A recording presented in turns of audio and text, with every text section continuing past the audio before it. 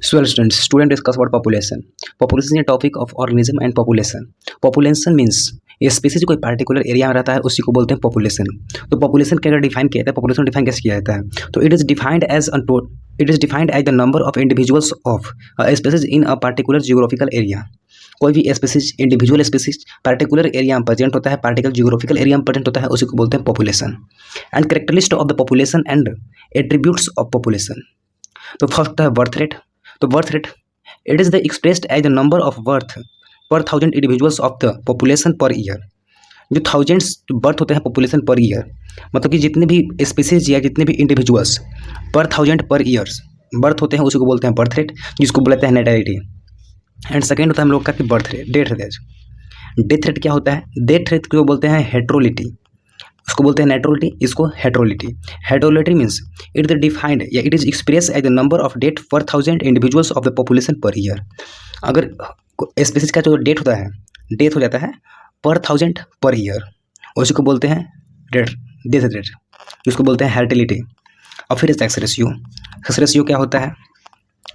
Sex ratio number of female per 1000 male is known as sex ratio. Number of female per 1000 male is called sex ratio. अब इससे है population density and size.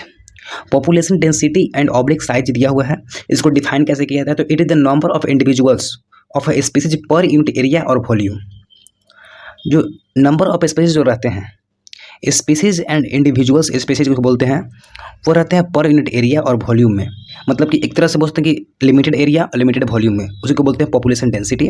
Population density is equal to होता है number of individuals of the region by number of area in region. Number of individuals in a region and number of area in a region. PD is equal to N by S, जो कि number of individuals of area को denote करते हैं N से, and number of area of region को denote करते हैं S से. तो PD is equal to N by S. PD means population density. आगे है एज पिरामिड. एज पिरामिड क्या होता है? एज पिरामिड होता है expanding triangular shaped pyramid.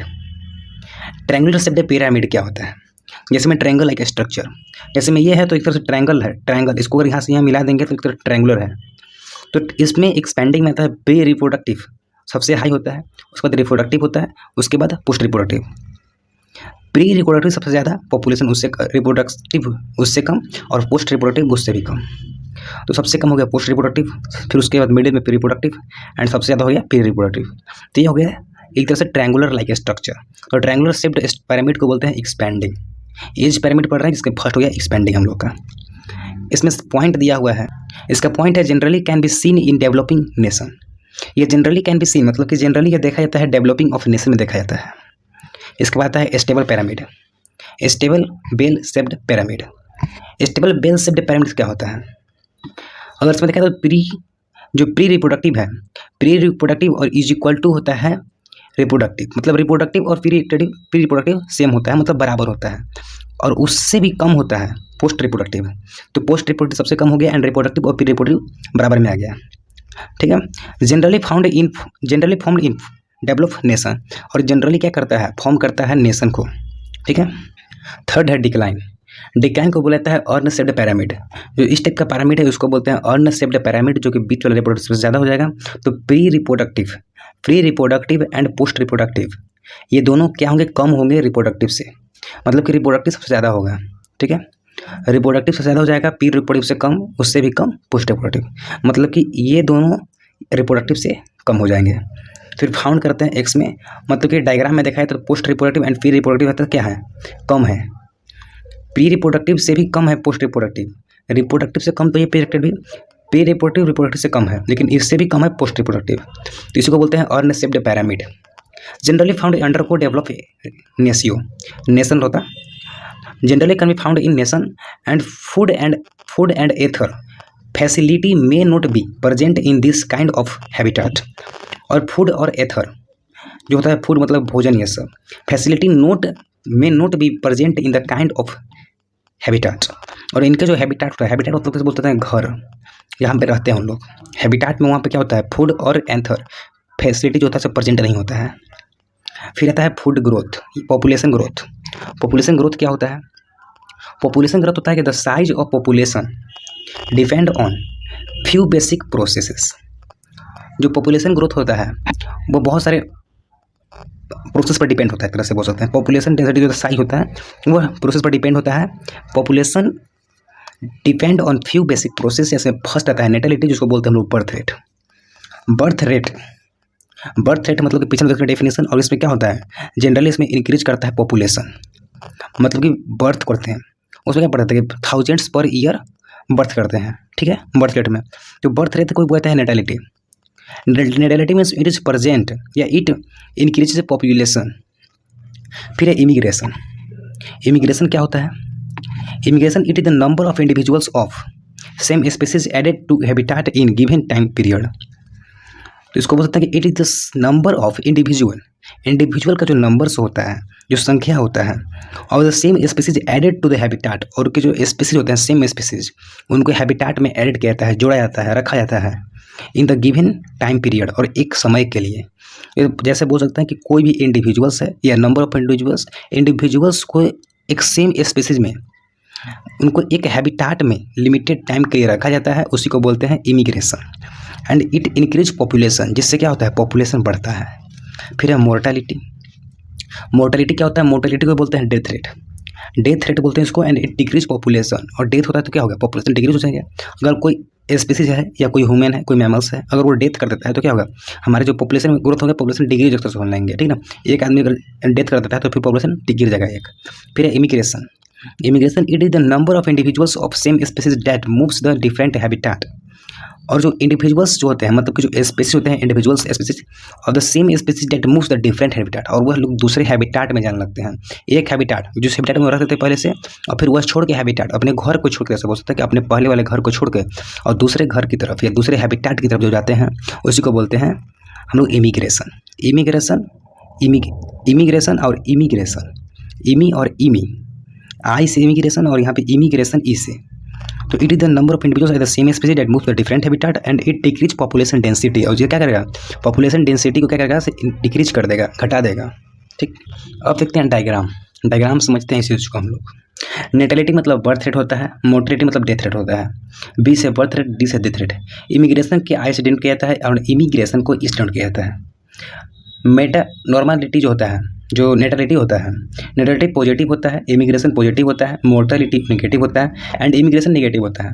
Positive दिया क्या है इस स्पेसिस पर कि यह इंक्रीज करता है पॉपुलेशन, इमिग्रेशन इंक्रीज किया था, इससे पॉजिटिव, और ये दोनों डिक्रीज करता है सिर्फ नेगेटिव। पॉपुलेशन डेंसिटी मीन्स की नंबर्स, संख्या, इन दोनों डिनोट किया जाता है उसको। एंड इसका फॉर्मूला होता है NT = NO and B+I minus, तो बर्थ रेट प्लस इमिग्रेशन, उसके बाद डेथ रेट और इमिग्रेशन। यहाँ पे इमिग्रेशन मतलब मिग्रेशन ये वाला, और ई मतलब कि ई वाला इमिग्रेशन, और ये इमिग्रेशन और वहाँ पे इमिग्रेशन। तो ये फार्मूला है कि नेटेलिटी मतलब नेट या टोटल बोल सकते हैं, टोटल = नंबर्स NO मतलब पॉपुलेशन डेंसिटी, और फिर इनटू बर्थ रेट प्लस या natality plus immigration minus death rate plus immigration. And NT = population density, initial population, NT = population density at time T। यहाँ पर population density at time T = formula होता है, ठीक है। आगे हम बताइए B = क्या होता है, D = क्या होता है, E = क्या होता है। फिर आगे देखते हैं population growth model. Population growth model क्या होता है वो देख लेते हैं। अब there are 2 model of population growth model. Population growth model 2 type में होता है, इसका 2 मॉडल्स होता है। जो फर्स्ट होता है वो होता है एक्सपोनेंशियल ग्रोथ, इसको बोला जाता है जे शेप्ड ग्रोथ। देखते हैं इसका डिफिनेशन क्या है। तो exponential growth model, J shaped growth, exponential growth and geometric growth. Exponential growth और geometric growth is common where is resources of food and space is unlimited. अगर डायरेक्ट देखा जाए तो एक्सपोनेंशियल में होता क्या होता है, सिर्फ फूड और स्पेस अनलिमिटेड पाया जाता है। तो the equation for exponential growth, और एक्सपोनेंशियल ग्रोथ के लिए एक इक्वेशन भी है। तो the equation for exponential growth dn/dt into n is equal to dn/dt is equal to Rn। बड़ा n है, एक्सन यहाँ पे पूछते हैं, एक्सन है तो एक्सन एक तरह से लिख सकते हैं कि Rn, ठीक है। इसका डायग्राम में देखेंगे, डायग्राम से प्रश्न में आएगा कि R = B - D। ये कैसे हुआ है डायग्राम देखते हैं पहले हम लोग। अब है इंटीग्रल फॉर्म में उसके जो हम लोग का पीछे आया था फार्मूला, उसी का इंटीग्रल फॉर्म में लिखा गया है। तो NT = जो नेट जो एट टाइम टी होगा, मतलब कि population at time T is equal to N O population density into E to the power R T मतलब पोटेंशियल ग्रेडियंट है सकता है। और फिर where N is equal to population size, R is equal to हम लोग आगे national increase है ना, interesting rate national increase population density हो गया, डेंसिटी ऑफ टाइम टी हो गया। अब इतने डायग्राम लोग में था कि डायग्राम में क्या बोला था कि स्पेस एंड फूड वहाँ पे अनलिमिटेड होता है, तो स्पेस और फूड अगर अनलिमिटेड रहेगा तो ये जाते रहेगा। और यह डायग्राम अगर देखा जाए तो ये जो इतना का इतना फेज होता है, मतलब कि जो यहाँ से यहाँ तक का फेज है इसको बोलते हैं लॉग फेज। और फिर इसके बाद से जो ऊपर जाता है उसको बोलते हैं प्रिपेयर फॉर प्रोडक्टिव या प्रोडक्शन। लॉग फेज होता है, लॉग फेज को बोला जाता है इसको लॉग फेज और एक्सपोनेंशियल फेज। जो ये होता है इसी को बोलते हैं एक्सपोनेंशियल फेज या लॉग फेज। उसी का डेरिवेशन और डिफिनेशन वहाँ पे हो गया पीछे और फॉर्मूला भी। अब exponential phase increase its number of exponentially, और ये क्या करता है इसे इंक्रीज करता है एक्सपोनेंशियली, अपना इंक्रीज करता है क्या चीज़ को, नंबर को इंक्रीज करता है। And value of R is equal to, तो value of R is equal to देख लेते हैं। Value of R is equal to है R is equal to 0.124 beetles flower beetles and R is equal to 0.015 Norway rat. ठीक, फिर आर is equal टू 0.0205 human in India in 1981। जो यह क्या है से नॉर्वे रैट का है, ये फॉर बैक्टल का है, और यह इंडिया में जो होता है ह्यूमन थे ये 1981 के अनुसार पे है। ठीक है, अब बताएं कि लॉजिस्टिक ग्रोथ क्या होता है। लॉजिस्टिक ग्रोथ इसका सेकेंड पार्ट है ग्रोथ मॉडल का, जो पॉपुलेशन ग्रोथ मॉडल है उसका सेकेंड पार्ट है लॉजिस्टिक ग्रोथ क्या होता है, इसका डायग्राम देख सकते हैं डायरेक्टली कि B is greater than D and B is greater than D and P is equal to D। Last में B is equal to D हो गया है, और फिर यहाँ पे इधर क्या था B is greater than D, B is more greater than D।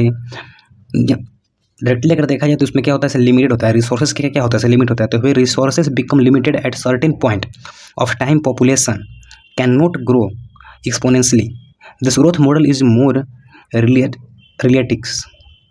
ठीक है, डायरेक्टली लिख रहा डायरेक्टली लिख सकते हैं कि रिसोर्सेज बिकम लिमिट या resources are limit in the logistic growth model.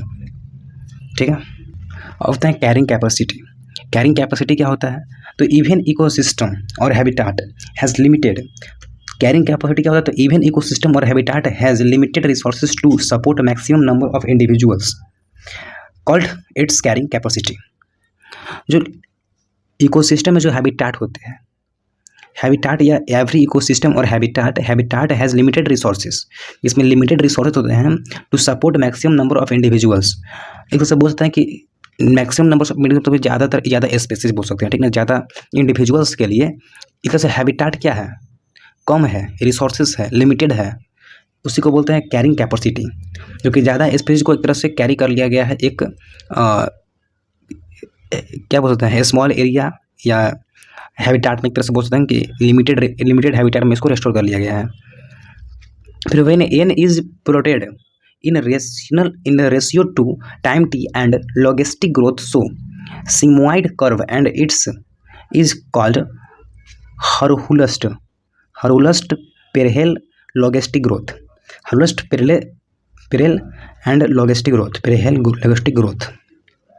जो n is polluted in relation to time t and logistic growth so sigmoid curve it is known as Hurlbust parallel and logistic growth इसको बोला जाता है। and it is given by the following equation and dn by dt is equal to rn k minus n by t। ठीक है, इसका एक तरह से बोल सकते हैं कि इक्वेशन दिया हुआ है, फार्मूला दिया हुआ है कि D N by D T is equal to क्या होता है इन कैरिंग कैपेसिटी में। N is equal to population at time T, तो N is equal to N T या एन हो गया कि पॉपुलेशन जो होता है से टाइम टी पर क्या होगा। और फिर आर इज इक्वल टू क्या होता है, आर इज इक्वल टू होता है intrinsic rate of nature increases, and K is equal to carrying capacity. ठीक, फिर देखते हैं कि ग्राफ शोज लॉग, जो कि इंपॉर्टेंट पॉइंट है थोड़ा सा, graph shows log phase followed by a phase of acceleration and deceleration and finally an asymptote जिसको बोलते हैं ए हो जाएगा अलग an asymptote when population density reached in carrying capacity. तो से बोलते हैं ग्राफ जो सोच कर रहा है लॉग फेज जो ग्राफ शो कर रहा है वो फॉलो कर रहा है किस चीज़ को, एक्सेलरेशन को और डी एक्सेलरेशन को। And finally and asymptotes asymptote when population density reached in, मतलब बढ़ जाता है population density in carrying capacity में, ठीक। ऑफ द पॉपुलेशन इंट्रैक्शन में आता है कि बेनिफिशियल में पॉजिटिव, हार्मफुल या डिटरमिनेंटल में नेगेटिव एंड न्यूट्रल में जीरो। अगर बेनिफिट होगा तो जीरो हो जाएगा, हार्मफुल हो जाएगा तो नेगेटिव एंड न्यूट्रल हो जाएगा तो जीरो। अब इसी के बेसिस पर 6 चीज़ें देखते हैं। अब इतना 6 पॉइंट जो दिया हुआ है, 6 पॉइंट में फर्स्ट पॉइंट है mutualism, parasitism and competition, commensalism, predation and amensalism. अगर याद रखना है तो याद रखना, डायरेक्ट हम बोलेंगे कि पॉजिटिव मतलब बेनिफिट और नेगेटिव हार्मफुल। तो पॉजिटिव जो होता है इससे बेनिफिट का इंडिकेशन है, इसको बोलते हैं म्यूटिलिज्म एंड कंपटीशन। या तरह साइन पूछता है कि म्यूटिलिज्म का साइन क्या होता है, तो पॉजिटिव एंड कंपटीशन में नेगेटिव दो हो गया। फिर है कि प्लस माइनस और माइनस प्लस, इसमें आता है पैरासिटिज्म एंड प्रीडेशन। तो डायरेक्ट पीपी याद रखना है, पीपी, ठीक है, उल्टी पलटी हो रहा है, प्लस और माइनस प्लस, तो पीपी याद रखेंगे। और प्लस माइनस और जीरो तो कॉमेंसलिज्म एंड एमेंसलिज्म, सिलिज्म से सिलिज्म, कॉमेंसलिज्म एमेंसलिज्म, तो पॉजिटिव नेगेटिव मतलब, और बाद में न्यूट्रल भी, और इधर पॉजिटिव नेगेटिव, इसको बोलते हैं पैरासिटिज्म एंड प्रीडेशन। पॉजिटिव को बोलते हैं म्यूटिलिज्म एंड नेगेटिव बोलते हैं कॉम्पिटिशन। अब आगे देखते हैं कि the interaction between two species में be benefited, harmful and neutral. जो पीछे देखे हम लोग, ये न्यूट्रल, जो अगर कोई भी इंट्रैक्शन बिटवीन टू स्पीसीज, अगर कोई भी दो स्पीसीज के बीच में इंट्रैक्शन हो रहा है तो चाहे तो बेनिफिट होगा, हार्मफुल हो गया या न्यूट्रल होगा। इस पर 6 बेसिस पर दिया गया है और 6 का हम लोग देखते हैं थोड़ा सा डिफाइन करके किया गया है बारीकी से। तो पहले देते हैं प्रीडेशन। प्रीडेशन में क्या है, प्लस माइनस है, मतलब एक बेनिफिट और एक हार्मफुल। तो वैसे प्रकार इसका डिफिनेशन भी होगा, डिफिनेशन कुछ ऐसा ही होगा, it is an interspecific interaction in which an organism called predators kill and consume whether animal called prey, thus the predators is benefited while prey is harmful। ऐसे बोल सकते हैं कि इसमें क्या बोल रहा है, प्रीडेटर क्या होता है, प्रीडेटर किस स्पीसीज है, प्रीडेटर और प्रे। प्रीडेटर जो क्या हो रहा है, प्रीडेटर जो है बेनिफिट ले रहा है और प्रे को हार्मफुल हो रहा है।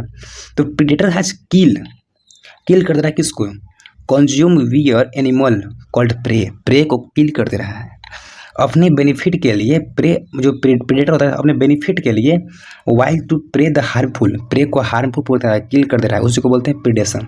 मतलब इससे बोल सकते हैं कि अपने बेनिफिट और यहाँ पे हार्मफुल, उसको बोलते हैं प्रीडेशन, ठीक है। Process 10 energy. प्रीडेशन का फिर सेकंड पॉइंट है क्या कि predation is a nature way of transferring energy across food chain.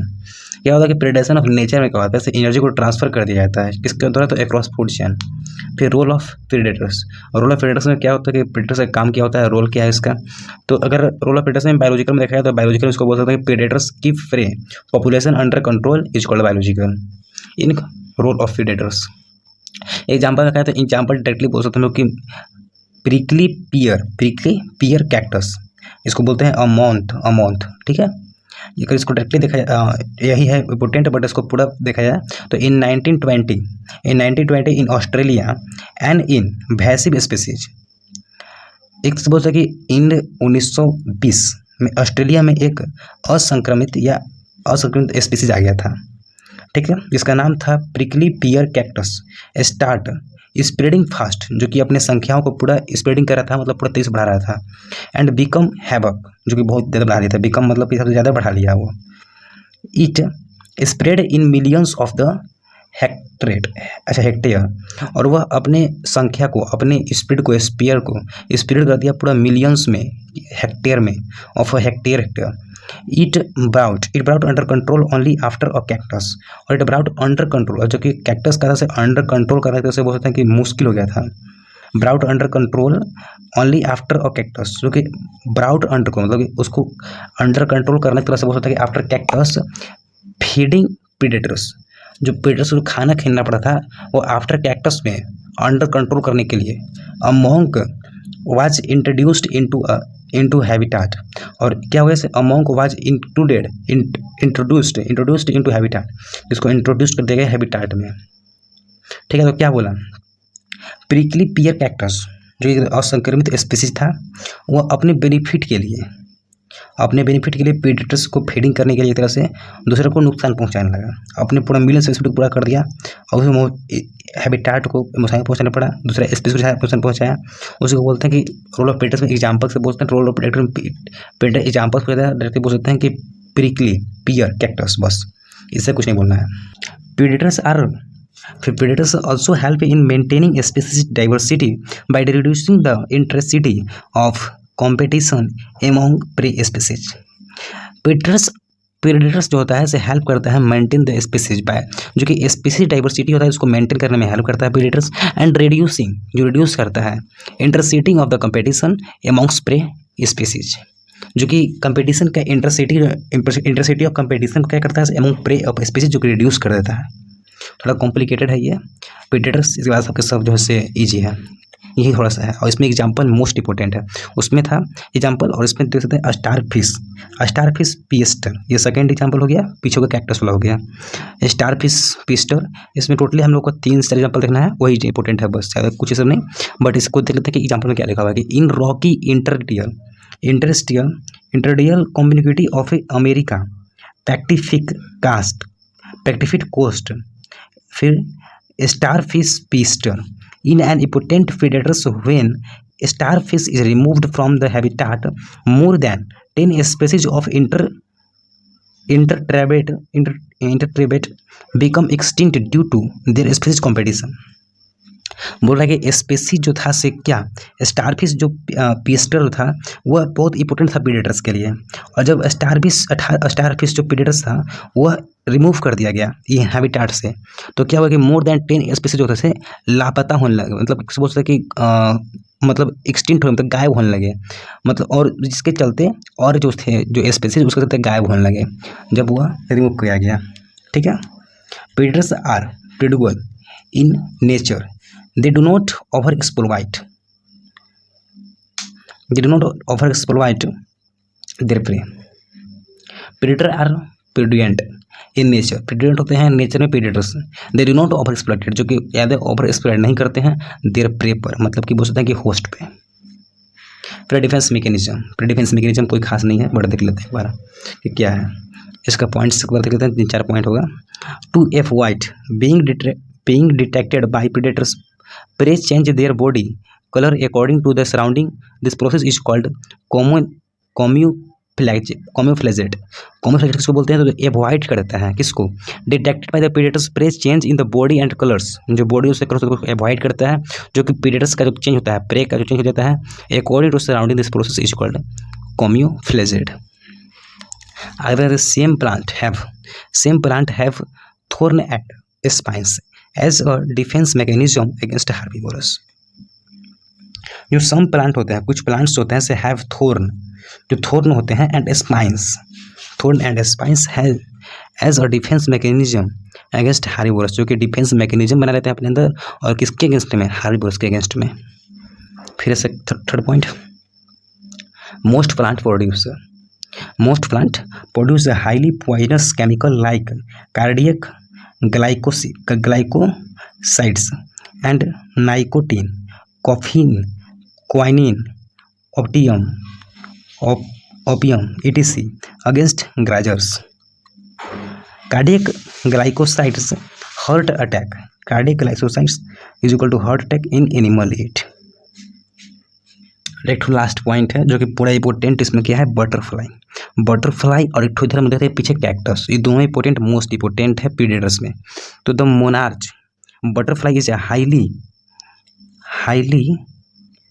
ओलिस्टफुल। देखा जाए कुछ क्वेश्चन सब, ठीक है।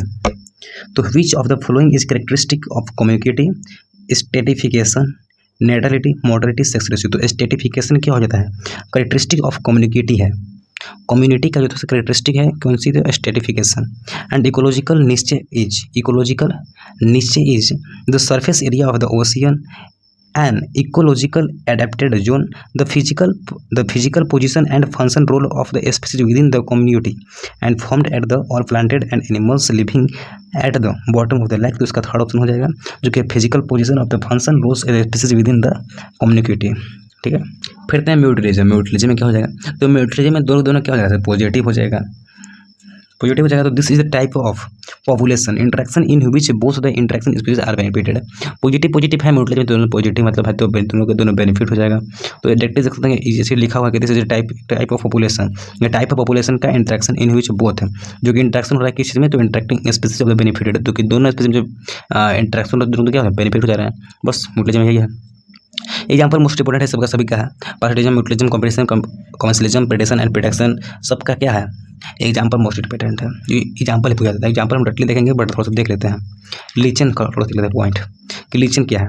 It the interaction between cyanobacteria and blue green algae, वही तो है यार, देखो यहाँ पे लीचन है, blue green algae and fungus, cyanobacteria है बोल दिया, एंड फंगस मतलब साइनोबैक्टीरिया या फंगस दोनों में से कोई भी ले सकते हैं।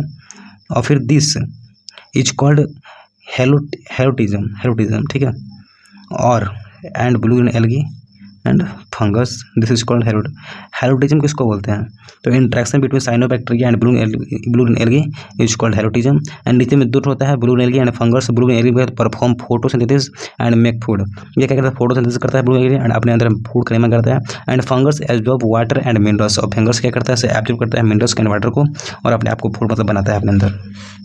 सेकेंड है माइकोराइजा। माइकोराइजा में कुछ नहीं है कि root of the high plant and fungi. Root of the high plant क्या करते हैं, provide protection and shelter to the fungi, and fungi help to absorption of nutrients, and वैसे फिग ट्री वार्स पर राइबोजियम कुछ करता है, लेग्यूमिनेस्ट प्लांट होता है rhizobium, and male bumble and ओरिप्स म्यूस्कीफेरा, ठीक है। व्हाट इज पैरासिटिज्म, पैरासिटिज्म में क्या होता है, it is the interaction between two species in which one species parasite, इसमें इंटरेक्शन बिटवीन टू स्पीसीज होता है, दो स्पीसीज के बीच में इंटरेक्शन होता है। इसमें फर्स्ट स्पीसीज हम लोग का पैरासाइट है, depends on the other species host, जो कि सेकेंड स्पीसीज है हम लोग का अनदर स्पीसीज जिसको बोल रहे हैं host. And for food and shelter, जो कि फूड एंड शेल्टर मतलब कि घर के लिए और भोजन के लिए। In this process parasites is benefited while the host is harm, इस प्रोसेस में क्या होता है, पैरासाइट को बेनिफिट होता है, and while the harm is hurt, जो कि होस्ट को पैरासाइट होता है benefited and host is harm, तो parasite is benefited and host is harm. Directly यहाँ से दे रहा है कि साइंस से भी पता चल रहा है कि क्या होगा कि एक को बेनिफिटेड तो हार्म हो जाएगा, तो पैरासाइट क्या हो गया, बेनिफिट हो जाएगा तो होस्ट क्या हो गया, हार्म हो गया। फिर parasite may have only one host और multiple host depend on their life cycle. Parasite क्या होता है, parasite may have only one host, parasite may have only one host और multiple host depend on the life cycle, और multiple host किसके होते हैं, depend होते हैं लाइफ साइकिल पे। Parasite makes their host weak, this can be eventually lead to death of host. Parasite make their host weak, host weak मतलब कमजोर बोल सकता है कि होस्ट वीक को मेक करता है। This can be eventually leads to death of the host, जिसको इवेंचुअली लीड्स करता है वही लीड करता है to the death of the host, जो कि होस्ट को मारने का काम करता है, ठीक है। This is the parasite of ectoparasite and endoparasite. Difference कहते हैं, डिफरेंस क्या होता है कि these are the parasite which feed on the body surface of the both organism is called ectoparasite. These are the parasite which feed on the body surface of the both organism is called ectoparasite, and these are the parasite which live inside the host body for food and shelter is called endoparasite. Example देते हैं lice and human tickets, human ticks बोल सकते हैं ticks, on dog and coscuta, इसमें Plasmodium, liver fluke and tapeworm. फिर है hyper parasite. What is hyper parasite, hyper parasite means this is the phenomena in which one parasite feed on the another parasite, जिसमें एक parasite feed करता है, खिलाता है another parasite को, उसी को बोलते हैं हाइपर पैरासाइट। एग्जाम्पल होता है bacteriophage. Blood parasitism, blood parasitism को बोलते हैं false parasitism. False parasitism means the phenomena in which one organism lay its egg in the nest of another organism. इसमें एग्जाम्पल में बोल सकते हैं कि mosquito sucks blood from the human and cuckoo lays eggs the crown next. The phenomena in which one organism, यह एक phenomenon है in which one organism lay its egg, जो कि इग्स को खा जाता है, ले कर जाता है, in the nest of the another organism, जो कि दूसरे ऑर्गेनिज्म के नेस्ट में से मतलब घोंसला में से। Mosquito sucks blood from the human, जो कि मच्छर जो होता है से हम लोग में से मनुष्य में से क्या करता है, से ब्लड को सक्स कर लेता है, पी लेता है, तो सब बोल सकता है मॉस्क। एंड कुकू, जो कुकू होता है कोयल गोयर lays egg in the crows next, जो कि क्राउस नेट्स में तो क्या करता है, इसे खा जाता है उसके इग्स को, या फोड़ देता है या ले जाता है, बोल सकते हैं उसको। Adaptation in parasites, they have loss of digestive system as they absorb digested food. अगर डाइजेस्टिव सिस्टम लॉस हो जाएगा तो एब्जॉर्ब कर लेगा डाइजेस्टेड फूड को, जिससे उसका पैरासाइट क्या हो जाएगा, से एडेप्टेशन इन पैरासाइट बोल सकते हैं कि उसको मतलब मेंटेन में आ जाएगा। And they have presence of adhesive organ and they have lack of unnecessary sense organ. Adaptation in parasite में ये सब है। They have high rate of reproduction and have simple reproduction and parasites may have multiple hosts and they evolve themselves in such a way that parasites and hosts can co-involve। इस तो मतलब पूरा simple word है, directly समझ सकते हैं। And in case of plants parasites they may have lack of chlorophyll. In case of plants parasite, अगर plants parasite रहेगा तो दे हैव किस चीज़ का, क्लोरोफिल का कमी हो सकता है, कुछ तब हो सकता है एडेप्टेशन इन पैरासाइट्स। ठीक है। अब कहते हैं कॉमेंसलिज्म। कॉमेंसलिज्म मीन्स क्या होता है, बेनिफिटेड तो करेगा बट किसी को नुकसान नहीं पहुंचाएगा, उसको बोलते हैं कॉमेंसलिज्म। तो this is the type of interaction in which one species या one of the interactive species is benefited while the other species neither benefited nor harm. जो कि दूसरे स्पीसीज को न तो कोई बेनिफिट होता है और न कोई हार्म होता है, मतलब नॉर्मल रहता है, उसी को बोलते हैं कॉमेंसलिज्म। और कौन किसी का एग्जाम्पल में बोल सकते हैं कि ह्यूमन में इक्वली क्या करता है, हमारे अंदर में, हमारे ह्यूमन बॉडी में रहता है, जो कि हमारे बॉडी से न्यूट्रिएंट्स लेता है और वह जिंदा मतलब अपना मतलब करता है। बट हम लोग के बॉडी में क्या करता है, ना कोई बेनिफिट करता है बट ना कोई हार्म भी करता है, ना हम उसको हमारा मतलब है कुछ नहीं है। शार्क में pilot fish and sucker fish, ये दोनों, पायलट फिश मतलब शार्क में क्या होता है, बार बार प्रेजेंट होते हैं, सक्कर फिश वहाँ से फिर अपने न्यूट्रिएंट्स लेते हैं, भोजन लेते हैं, बस उसको कुछ नहीं ना हार्म करते हैं। जैसे में whale, barnacles, cattles, egret, sea anemone, crown fish and sea anemone, hermit crab. अब आता है एमेंसिलिज्म। कॉमेंसलिज्म का जस्ट अपोजिट है, ये सेम टू सेम मिल होता है। तो this is a type of interaction in which one of the interacting species is harm. जो पहला स्पीसीज होता है उसे हार्म पहुंचाता है, हार्म होता है, while the other species neither benefited nor harm. जो कि दूसरा स्पीसीज उसको ना कोई बेनिफिट होता है ना कोई हार्म होता है। बेनिफिट मतलब उसमें क्या आता है कॉमेंसलिज्म में कि बेनिफिट होता है बट इसमें क्या हो जाएगा, हार्म हो जाएगा। एंड एग्जाम्पल हो सकता है कि the mould penicillium secrete penicillin which kill bacteria, the bacteria is being harmed but penicillium is unaffected. But penicillium कोई अनअफेक्टेड नहीं होता, मतलब उसको कोई अफेक्ट नहीं पड़ने वाला है। ठीक है, ये सब में एग्जाम्पल मोस्ट इंपोर्टेंट है, तो कोई चीज़ से इंपॉर्टेंट नहीं है। ठीक है, और डायरेक्टली हम लोग देख रहे हैं कि -5 तक ना इसमें ना कोई बेनिफिट हो, दोनों क्या हो जाएगा, हार्म हो जाएगा, डायरेक्टली समझ में आ रहा है। बट सबके समय क्या आ जाए, एग्जाम्पल मोस्ट इंपोर्टेंट है हम लोग का। अब देखते हैं कंपटीशन। कंपटीशन क्या होता है, competition is the most important and it is very complex and easy also. Competition is a type of interaction in which both species sucker. Competition एक तरह से इंट्रैक्शन स्पीसीज दोनों क्या हो जाए, सकर हो जाएंगे। सकर मतलब क्या बोल सकते हैं, मतलब हार्म बोल सकते हैं, सकर बोल सकते हैं, दोनों सेम ही है। कंपटीशन में occur between closely related species for limited resources. Competition में अकर बिटवीन, कंपटीशन किसके लिए होता है, क्लोजली रिलेटेड स्पीसीज, तो दो एक तरह से जो क्लोजली रिलेटेड है एंड फॉर लिमिटेड रिसोर्सेज के लिए, उसके बीच में कंपटीशन हो सकता है। हाउ एवर कंपटीशन में occur between totally unrelated species. जो कि कंपटीशन जो होता है से किसके occur between totally unrelated species, जो कि अनरिलेटेड स्पीसीज हो सकता है। एग्जांपल में in South American lake two different species of flamingo and fish compete for the common food, जो प्लैंक्टन्स के लिए भी हो सकता है वहाँ पे साउथ अमेरिकन लैक में। ठीक है, फिर in interspecific competition feeding efficiency of one species might be reduced due to presence of another superior species, although resources are absence.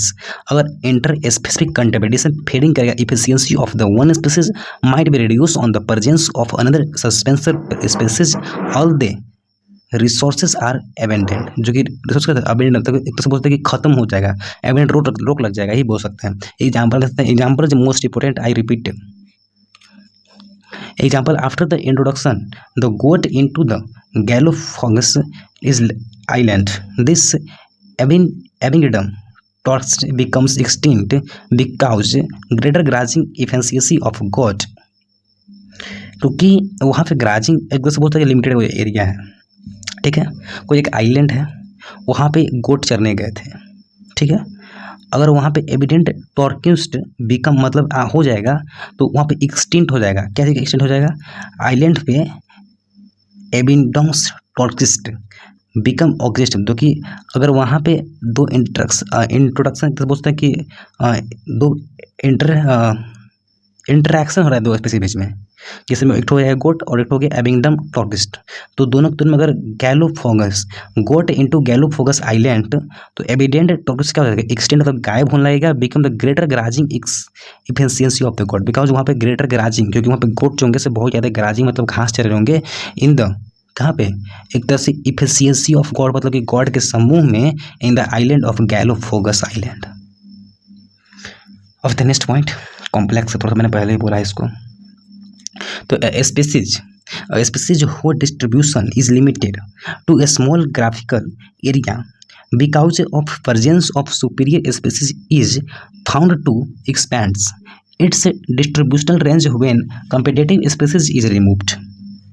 And example में हो गया क्या कि in Connell's elegant field experiments in rocky seacoast of the south island superior barnacles Balanus dominates the area and includes a small barnacles कैथोमल्स।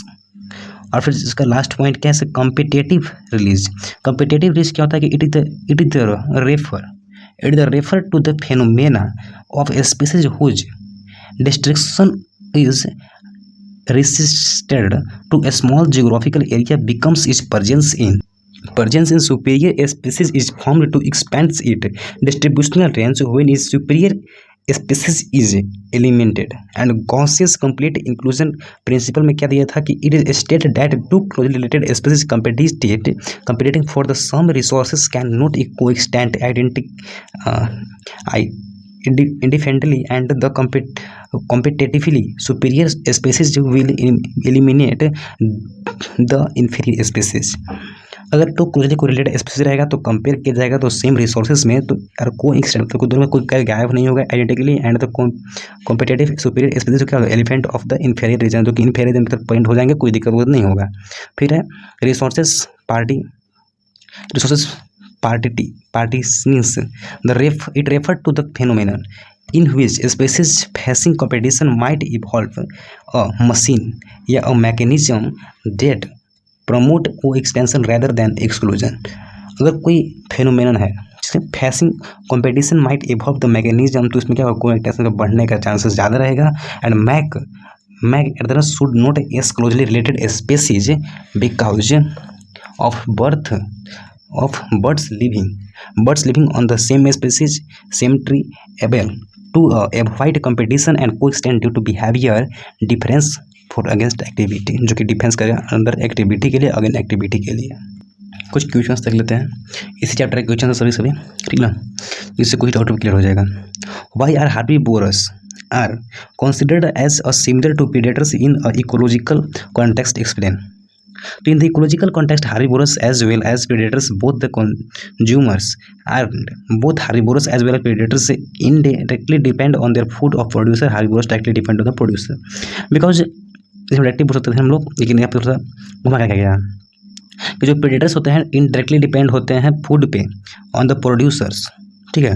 And herbivores जो होता है directly depend होता है किससे? प्रोड्यूसर्स पे। इसीलिए बोल सकते हैं कि ecological contact herbivorous as well as predators both the consumers are both herbivorous as well as predators indirectly direct the food of the producers and herbivorous are directly depend on the producers, ठीक है। अब लेते हैं next question है difference लिखने के लिए common system एमिसिज्म में। तो कुछ नहीं ज़्यादा कुछ नहीं है, डिफरेंस में डायरेक्टली लिखा गया है, एक बार पढ़ देते हैं, ठीक है, ये क्या चीज़ है। तो common system is an positive interaction between organism. Common system क्या होता है? पॉजिटिव होता है और एक तो जीरो होता है, तो एक पॉजिटिव यहाँ पे नेगेटिव हो गया। एंड ऑर्गेनिज्म बेनिफिटेड, और इसमें तो क्या होता है? पॉजिटिव जीरो होता है तो एक तो बेनिफिट हो जाता है, एक होता है क्या होता है? नेदर बेनिफिट नॉर हार्म, दूसरे को कोई बेनिफिट कोई नहीं हार्म हो जाता है, इसको बोलते हैं नॉर्मल। और दूसरा फिर तीसरा फार्मूला इसका मतलब रिप्रेजेंट किया गया है बस जीरो से, और इसे एग्जाम्पल दिया गया है, बस कुछ नहीं है। उसी तरह इसमें भी है। फिर नीचे है कि म्यूटलिज्म और कंपेटिशन में डिफरेंस लिखा हुआ है, सिर्फ 2 पॉइंट लिखा हुआ है। This is the interaction between the both species interacting species, and इसमें मतलब कि दोनों तरह क्या होता है, इससे बेनिफिट हो जाता है और कंपटीशन में हार्म हो जाता है और इट रिप्रेजेंटेड एज दिस। बस एग्जाम्पल लगता है लीचन एग्जाम्पल होता है मॉस्किटो, माइक्रोराइजा एंड राइजोबियम, ये सब बता सकते हैं। थर्ड क्वेश्चन है कि age pyramid for the human population में क्या होता है, तो एक्सपेंडिंग, स्टेबल एंड डिक्लिन होता है। स्टेबल होता है कि ट्रायंगुलर स्ट्रक्चर एंड इसमें बेल लाइक स्ट्रक्चर और इसमें अर्न लाइक स्ट्रक्चर, कुछ तो है ही नहीं, सबके बताते हैं क्वेश्चन से। और इसमें फिर तो कि यहाँ पे दो तरह के होता था growth model, exponential growth model and एक और होता है आगे एंड एक और होता है लॉजिस्टिक ग्रोथ मॉडल। तो एक्सपोनेंशियल में कुछ नहीं लेना है, सिर्फ डायग्राम बना लेना है। फिर exponential growth resources food and space are limited, क्योंकि बस एक्सपोनेंशियल में क्या होता है, फूड एंड स्पेस अनलिमिटेड होता है, बस इसलिए बोलते हैं इसको एक्सपोनेंशियल ग्रोथ मॉडल। और फिर लॉजिस्टिक तो और नॉर्मल है, लॉजिस्टिक में सिर्फ लिखना है कि रिसोर्सेज क्या होता है, लिमिटेड होता है, तो logistic growth resources become limited, इसलिए फिगर बना देना है, बस दिखा देना है। सबसे आसान क्वेश्चन ये सब है, ठीक है। फिर से नहीं देखते हैं हम लोग, देखते हैं डायरेक्टली इंपॉर्टेंट एक क्वेश्चन मस्त है, जो सबसे मस्त क्वेश्चन है, सबसे मतलब पूछने का प्रॉपर मोस्ट चांसेस है, बिकॉज ये सब क्वेश्चन जो है ना फिगर स्ट्रक्चर ये क्वेश्चन ज़्यादा पूछ जाता है, ठीक है। तो देखते हैं ये डायग्राम पेज पर पढ़ चुके हैं, डायरेक्टली क्वेश्चन देख लिया तो which of the above represents the increase of the population, जो इंक्रीज करता है पॉपुलेशन को, तो ये सब क्या होता है, ये पॉजिटिव होता है, ये पॉजिटिव होता है, मतलब ये दोनों क्या करता है, इसे बढ़ाता है। तो ये एंड डी मतलब कि नेटिव एंड इमिग्रेशन क्या करता है, बढ़ाता है, रिप्रेजेंट इंक्रीज करता है, बस।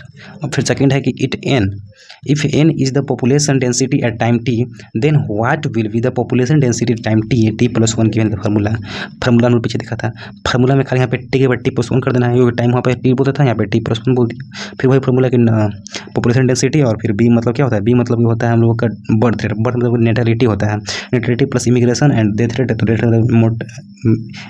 मोर्टेलिटी, नेटलिटी, मोर्टेलिटी और फिर ए से इमिग्रेशन। फार्मूला है वही से लिख देना है सेम टू सेम। और यहाँ पर देखिए ये थोड़ा सा कॉन्सेप्ट क्वेश्चन है। In a barn there were 30 rats, 30 rat total से मतलब कि टोटल पॉपुलेशन डेंसिटी है 30 and 5 more rats enter into the barn, और बर्थ रेट में कितना हो गया, बर्थ रेट नहीं 5 मोर, इमिग्रेशन में चल गया ये, ठीक है। And 6 out of the total rate, और 6 क्या हो गया टोटल रेट, तो ये क्या चल गया, ये चल गया हम लोग का डेथ रेट में, आउट हो गया। 6 out of the total rats were eaten by the cats, जो कैट खा लिया तो डेथ में पहुंच जाएगा। And if 8 rats were the born during the time periods, और 8 रेट्स जन्म लेते हैं, जिसको बोलते हैं हम लोग जिनको डेथ बर्थ रेट, इसको बोलते हैं नेटलिटी।